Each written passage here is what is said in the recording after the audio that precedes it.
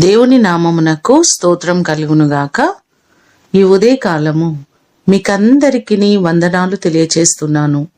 ఈ దినము మిమ్ములను బలపరచు దేవుని మాట. నా దాగుచోటు నీవే, శ్రమలో నుండి నీవు నన్ను రక్షించెదవు. కీర్తనలు 32వ కీర్తన 7వ చరణం.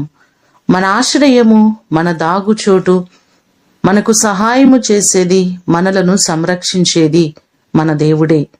నిర్గమకాండము 14వ అధ్యాయము 30వ వచనములో మనం చూస్తే, ఆ దినమున యెహోవా ఐగుప్తీల చేతిలో నుండి ఇశ్రాయేలీలను రక్షించెను అనే మాటలు మనకు కనబడుతున్నాయి.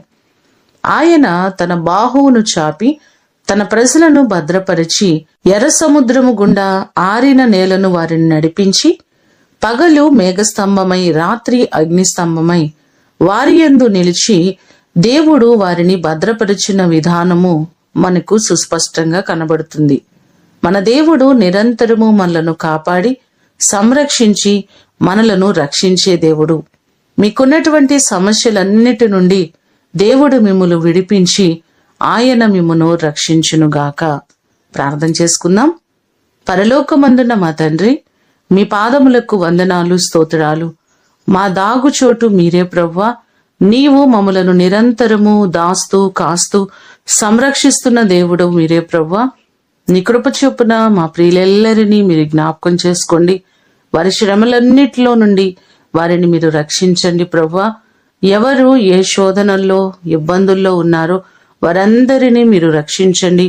వారికి ఉన్నటువంటి ప్రతి ఇబ్బందుల నుండి, ప్రతి శ్రమల నుండి వారిని రక్షించండి. నీ కృప చేత ప్రతి వారిని మీరు ఆశీర్వదించండి.